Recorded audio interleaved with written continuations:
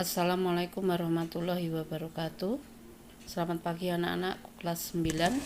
Kita akan melanjutkan belajar pada hari ini tentang sumber tegangan dan energi listrik. Di minggu yang lalu kita sudah mempelajari tentang hukum Kirchhoff pada rangkaian. Kemudian juga tentang hukum Ohm.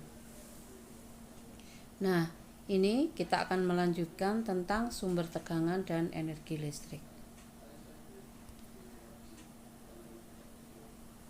Supaya arus listrik dapat mengalir dalam suatu penghantar, maka pada ujung-ujung penghantar harus ada selalu beda potensial. Nah, alat yang digunakan untuk mengadakan selisih atau beda potensial disebut sumber tegangan atau sumber arus listrik. Kita mengenal ada beberapa macam sumber tegangan, antara lain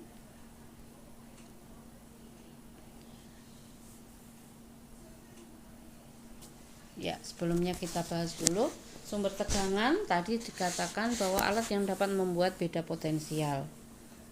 Berdasarkan arah arus yang ditimbulkan dibedakan menjadi dua, yaitu arus bolak-balik atau alternating current. Contohnya ada generator, dinamo sepeda, stop kontak PLN, itu adalah arus bolak-balik. Kemudian ada juga sumber tegangan arus searah atau direct current. Contohnya elemen volta. Yang familiar bagi kita adalah baterai, kemudian akumulator atau aki, kemudian sel surya.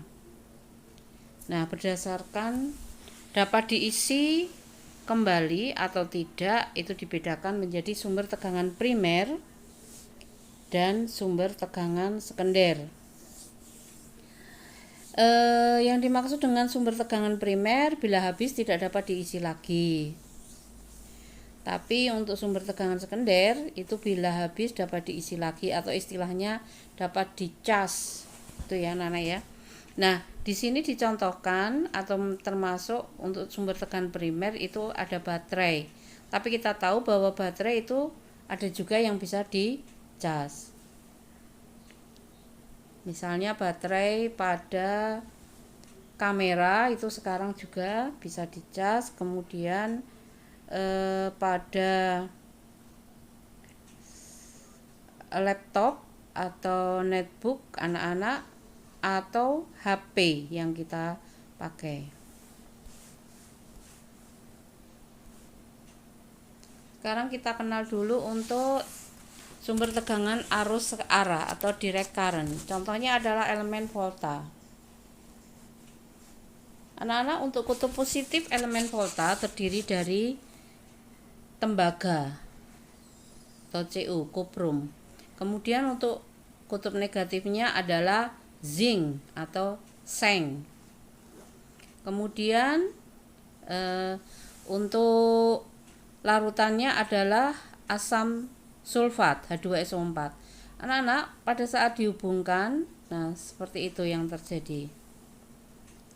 Lampu menyala karena ada beda potensial.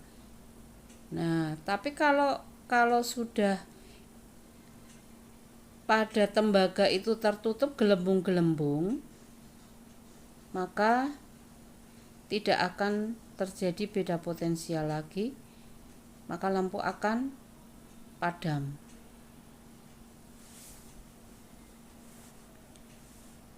Bagian utama elemen volta. Reaksi yang terjadi H2SO4 nanti akan terurai menjadi H+ dan SO4-. H+ nya akan melekat pada timbal sehingga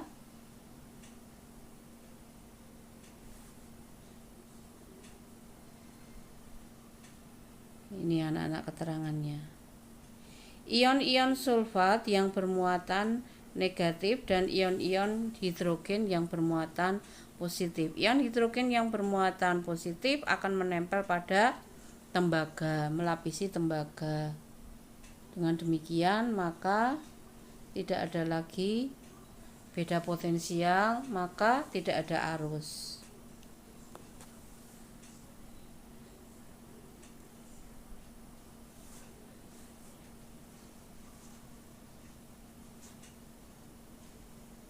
Sekali lagi anak-anak, aliran arah arus listrik itu berkebalikan dengan arah aliran elektron. Tapi anak-anak perlu ingat kembali bahwa arus listrik itu ada karena adanya aliran elektron.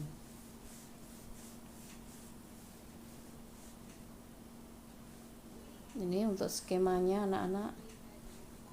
Larutan asam sulfat, lempeng seng sebagai kutub negatif dan batang tembaga sebagai kutub positif.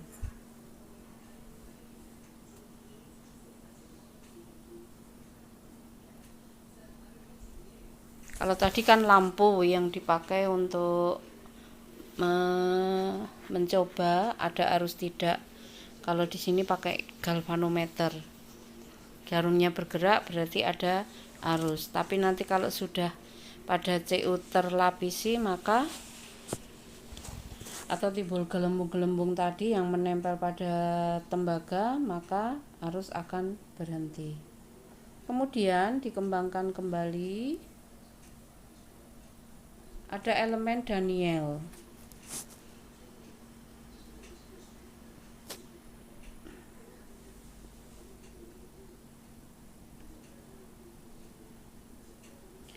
Anak-anak, agar tidak terjadi seperti pada elemen volta, maksudnya biar ada arus mengalir kembali, di sini ada depolarisator. Kemudian kita lanjutkan, berikutnya adalah elemen Leyland.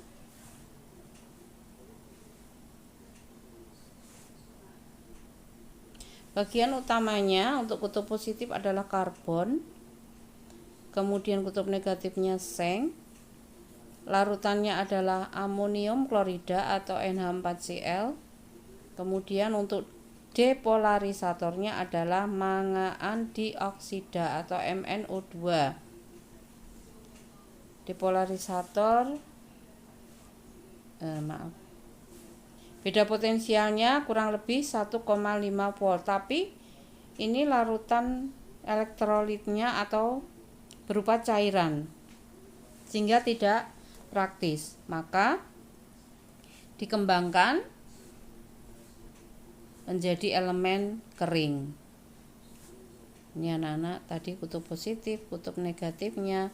Kutub positifnya karbon, zat cairnya amonium klorida atau NH4Cl tapi berbentuk pasta.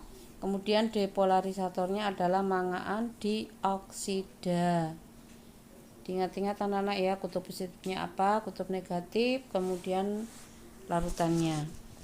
Nah, sehingga ini lebih praktis digunakan. Anak-anak mungkin pernah membedah atau membuka baterai anak-anak ya. Nah, di situ ada yang seperti pasta itu atau seperti odol.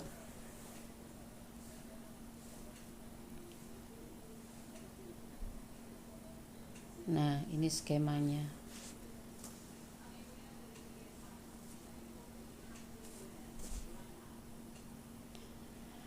Sebuah baterai kurang lebih dapat menghasilkan beda potensial 1,5 volt. Sekarang elemen sekunder atau elemen yang dapat diisi kembali. Sudah tidak asing lagi bagi anak-anak ini ya. Nah, kutub positifnya, kutub negatifnya, kemudian larutan elektrolitnya, ada pemisah, wadahnya, bagian sel.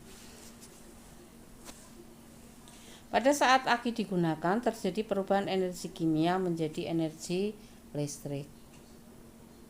Sedangkan pada saat diisi ulang terjadi perubahan energi listrik menjadi energi kimia. Sama dengan baterai laptopnya anak-anak atau baterai HP kita. Ini kita lihat reaksinya.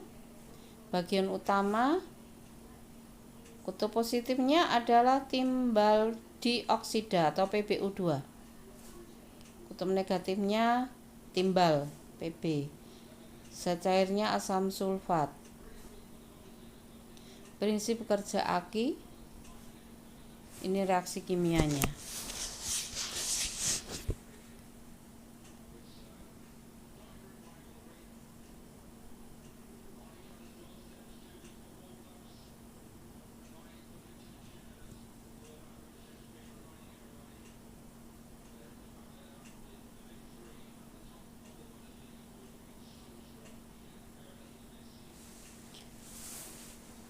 Ion H+ menuju PbO2 dan ion-ion SO4 menuju Pb hingga kedua kutubnya membentuk PbO. Ketika kedua kutubnya membentuk PbO, maka tidak ada beda potensial antara kedua kutub dan akumulator dikatakan habis. Kalau habis berarti harus disetrum atau dicas. Nah, kalau sudah habis tadi kan menjadi PbO. Sekarang pengisiannya.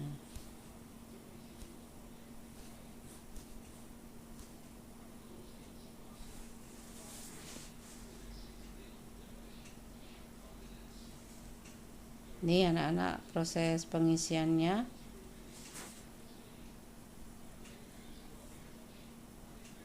Kemudian kita kenal ada baterai isi ulang, yaitu baterai nikel kadmium atau NiCd dan baterai lithium ion atau Li. Ini yang biasa dipakai pada netbook atau laptop anak-anak. Sekarang kita lanjutkan energi dan daya listrik. Rumus yang kita sudah punya kemarin anak-anak, V sama dengan W per Q atau Q sama dengan W per V. Q sama dengan I kali T atau I sama dengan Q per T. V sama dengan I kali R, hukum Ohm kemarin. Kemudian P daya sama dengan P kali I. Kemudian W sama dengan P kali T. Anak-anak hafalkan saja kelima ini. Untuk yang lainnya nanti tinggal diturunkan.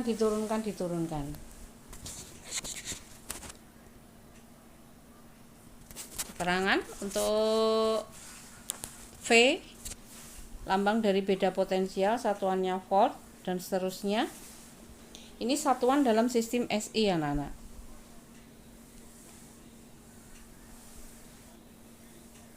Kita lanjutkan. W atau energi itu sama dengan P kali T.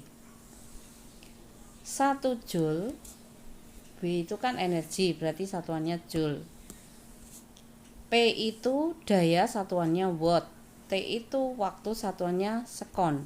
Berarti 1 joule itu sama dengan 1 watt sekon. Kalau 1 kWh itu singkatan dari kilowatt hours atau dalam bahasa Indonesia kilowatt jam. 1 kilowatt jam berarti kalau 1 kilo itu 1 kilowatt itu 1000 watt. 1 jam itu 3600 sekon. Berarti 1 kWh sama dengan 3.600.000 joule. Jangan lupa anak-anak. Sekarang untuk contoh soal. Soalnya kelihatannya panjang tapi sebenarnya mudah mengerjakannya. Hanya perlu ketelitian. Sebuah rumah menggunakan 5 lampu masing-masing 11 watt dinyalakan selama 8 jam per hari. Televisi 100 watt menyala 12 jam per hari. Pompa air 100 watt digunakan 1 jam per hari. Setrika digunakan setengah jam setiap 2 hari. Berapa biaya yang harus dibayar? Dianggap 1 bulan 30 hari jika biaya per kWh Rp800 dan biaya langganan 25%, pajak penerangan jalan 9%. Ini anak-anak. Tadi lampunya kan 5. kali 11 watt menyala 8 jam kali 30 hari. Berarti 13.200 watt jam. Jadikan kWh berarti dibagi 1000, 13,2. TV-nya menyala 12 jam per hari.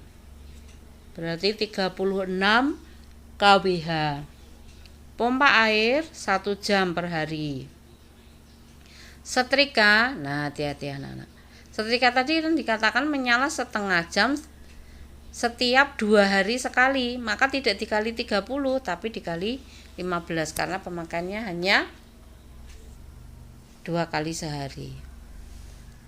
2 hari sekali.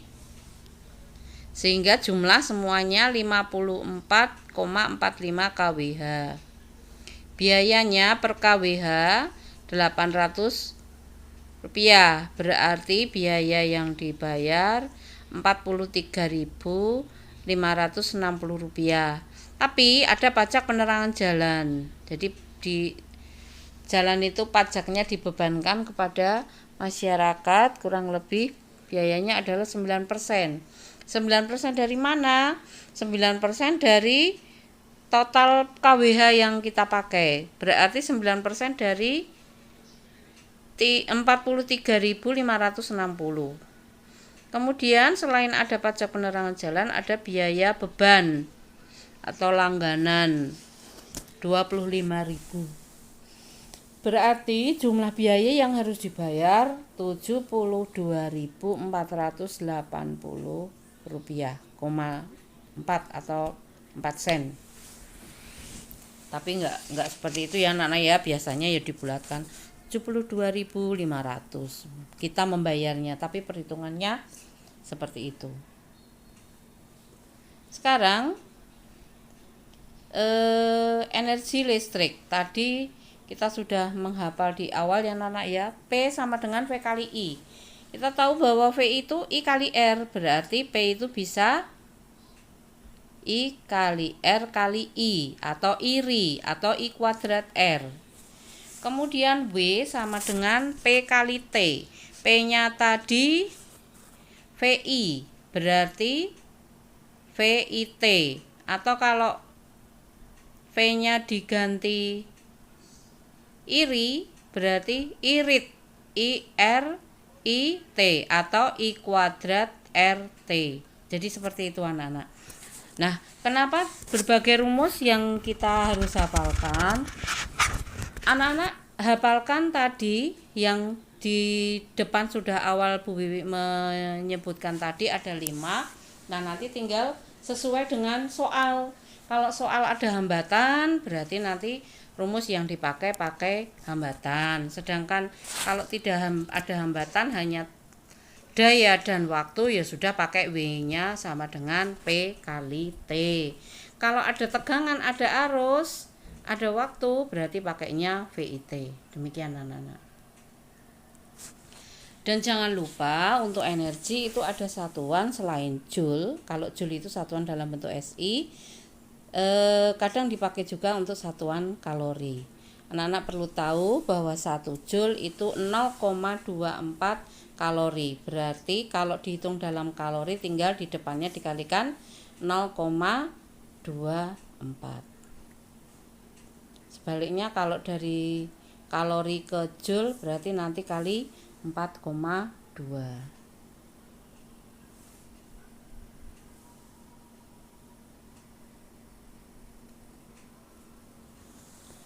Anak-anak kemarin tentang sekring ini diulang Bu Wiwi lagi. Apabila daya di rumah 900 watt, tegangannya 220 volt, berapa sebaiknya sekring yang terpasang? Hitungannya ini anak-anak ya. Berarti yang dipasang adalah sebaiknya yang 4 ampere, jangan yang 10 ampere, bahaya.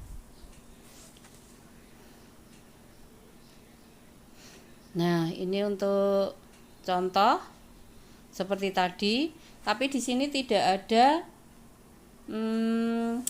pajak penerangan jalan. Kalau tidak ada ya sudah seperti tadi saja anak-anak, langsung dihitung lampu berapa, setrika, kulkas, misalnya hanya itu. Tapi tidak mungkin lah di rumah anak-anak kan ada televisi, ada dispenser, ada mesin cuci, ada pompa air dan lain sebagainya. Ini hanya contoh saja. Berarti semuanya total 258 kWh atau kWh. Kalau pemakaian itu per kWh-nya Rp1.000, berarti jumlah pemakaiannya 258.000.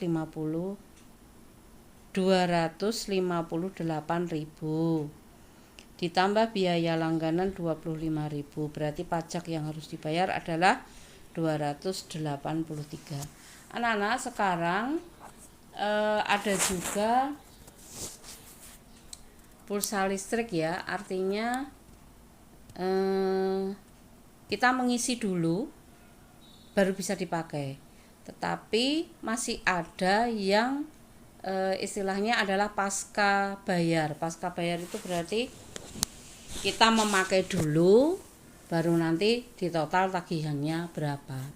Pada prinsipnya sama, cuma yang pertama dibayar dulu, yang satunya lagi ngisi dulu baru bisa menggunakan.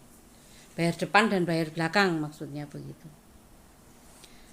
Nah, sekarang hubungannya dengan kalor. Pemanas air, kita punya pemanas air 1000 watt, dipakai untuk memanaskan 2 kg air yang suhunya 25 derajat Celcius. Jika kalor jenis air 4200 joule per kilogram derajat Celcius, berapa lama waktu yang diperlukan sampai air mendidih? Air mendidih suhu berapa, anak-anak? Dianggap tekanan normal berarti suhu 100 derajat. Contoh, W sama dengan P kali T. Tadi berapa W-nya? 1000 watt. T-nya yang dicari. Q adalah MC delta T. Sudah kalian pelajari di kelas 7 ya, anak-anak ya. MC delta T. Masanya 2 kg, kalor jenisnya 4200. Nah, selisih suhunya, tadi mula-mula air kan suhunya 25. Mendidih berarti sampai suhu 100. Berarti 100 dikurangi 25 selisih suhunya. Hasilnya adalah 630.000. Nah, karena mencari T berarti untuk P itu 1000 watt dipindah ke ruas kanan, berarti untuk membagi. Berarti ketemunya 630 joule per watt atau 630 sekon. Berarti berapa menit itu, anak-anak? 1 menit 60 detik. Berarti 10 menit 10,5 menit.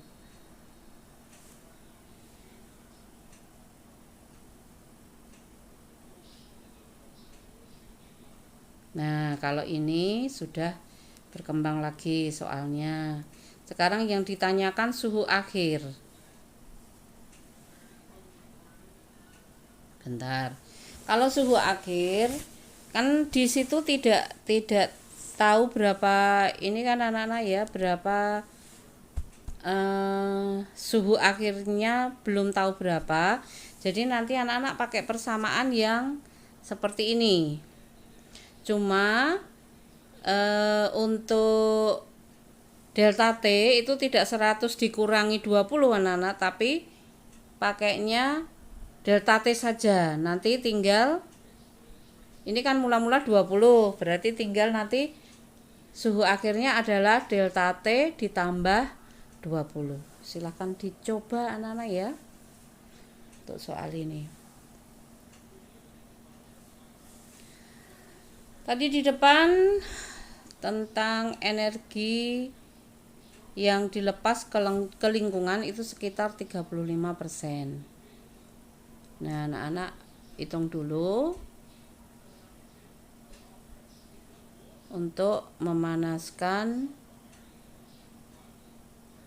1 liter air memerlukan, sampai mendidih ini anak-anak ya,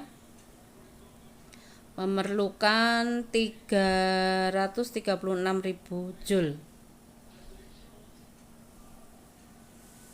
Nah, panas yang dilepas ke lingkungan itu kan 35%, berarti dihitungnya 35% dari 336.000, berarti 117.000 joule. Sehingga rata-rata atau energi total maksudnya dijumlahkan sehingga ketemunya 453.600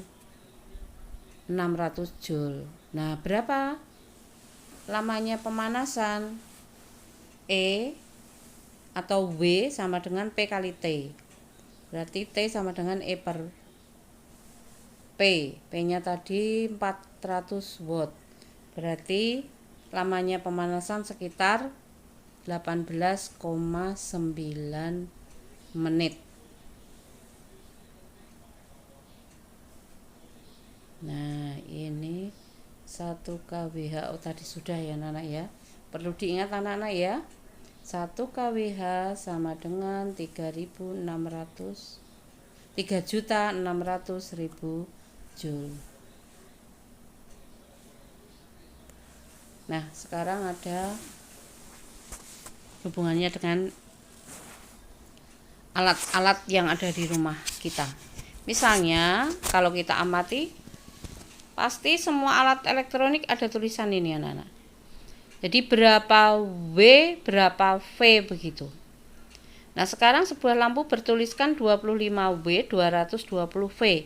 Artinya W itu kan watt anak-anak. Berarti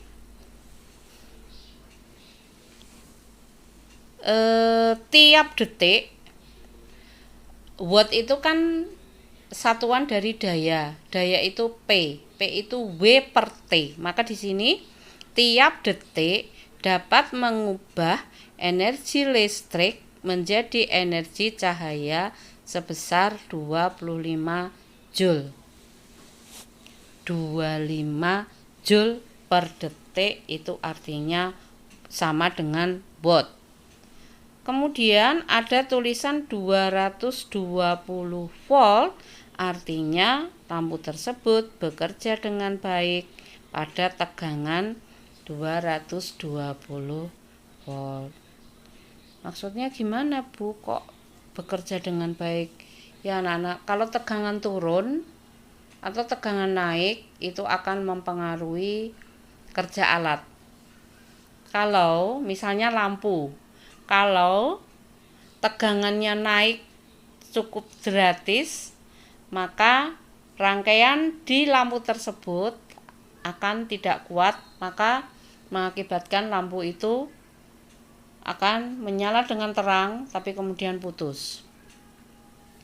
Tapi apabila tegangannya itu turun dengan drastis, maka lampu itu akan menyala lebih redup dari biasanya. Itu kalau lampu anak-anak. Nah, sekarang kalau alat-alat listrik yang lain, nah itu bisa merusak. Artinya alat itu tidak bekerja dengan baik, berarti bisa merusakkan misalnya pada bahan makanan yang kita simpan, atau kalau misalnya pada pompa air juga tidak akan bekerja dengan maksimal juga. Misalnya pada AC tidak pada suhu tertentu seharusnya dinginnya tingkat seberapa, tidak akan bekerja dengan baik. Contoh yang mudah saja begini anak-anak, Magicom.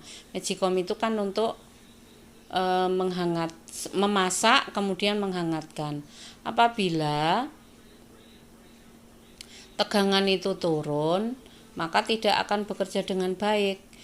Mengakibatkan apa anak-anak? Nasi itu akan menjadi cepat basi yang kita simpan. Nah, untuk alat-alat yang lain juga begitu. Maaf. Sekarang ini, kompor listrik memiliki hambatan 20 ohm, dipasang pada tegangan 110 volt, memanaskan air dari 20 derajat Celcius selama 7 menit.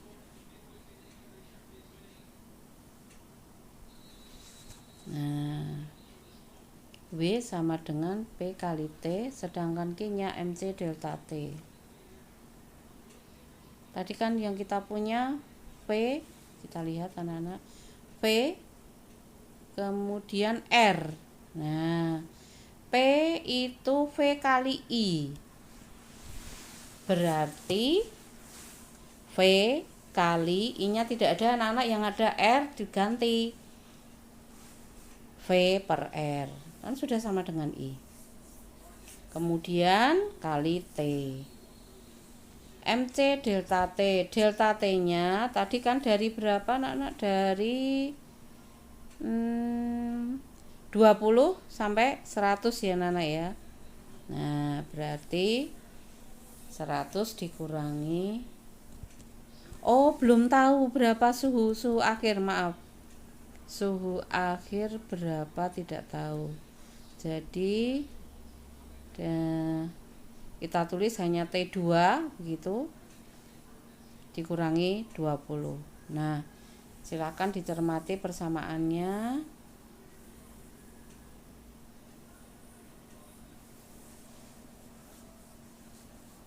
Sehingga ketemu T2-nya adalah 80,5 derajat Celcius.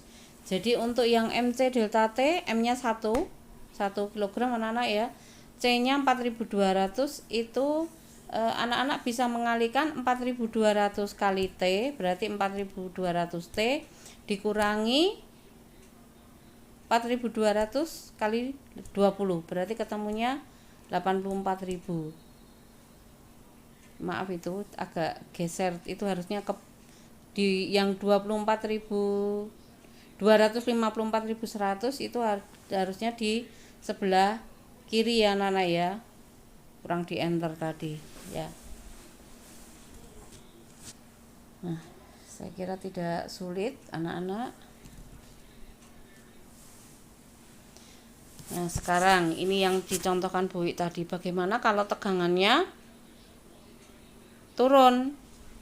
Ini kan misalnya lampu tulisannya 1000 watt 220 volt, tapi dipasang pada sumber tegangan yang 110, berarti kan tegangannya turun anak-anak. Sehingga sekarang menjadi berapa daya lampu tersebut? Apakah masih tetap sama 1000 watt? Nah, kita lihat. P itu kan V kali I. Berarti ketemu R-nya 220 kali 220 per 1000, berarti 48,4 ohm. Berarti P2-nya kalau lampunya itu dipasang dimanapun kan hambatannya sama anak-anak, karena memang sudah dirancang untuk hambatan sekian, nanti beda potensi sekian menghasilkan arus sekian kan begitu. Jadi R-nya sama, maka kita masukkan di sini. P2-nya sekarang menjadi berapa? V2 110 kali V2 per R kali 110 dibagi 48,4, sehingga menjadi berapa anak-anak? Hanya 250 watt. Jadi tegangan turun setengah dari semula, maka dari 1000 menjadi 250 watt. Atau anak-anak pakai rumus yang ini. V2-nya kan 110, V1-nya 220. Berarti 110 per 220 kuadrat. Berarti setengah kuadrat. Setengah kuadrat itu 1/4. Kali yang tertulis tadi kan harusnya menyala dengan energi yang dayanya 1000 watt. Nah, tapi ternyata hanya 250 watt. Jadi 1/4 kali 1000, 250 watt. Anak-anak silakan nanti kalau ada soal seperti itu boleh memakai cara yang mana. Anak-anak setelah mengikuti pembelajaran interaktif seperti biasa, nanti Bu Wi akan memberikan post test atau saya istilahkan di situ ulangan harian pada penilaian yang ada di spensako.id. Silahkan anak-anak hati-hati dan teliti dalam mengerjakan. Semoga hasilnya memuaskan. Sekian, assalamualaikum warahmatullahi wabarakatuh.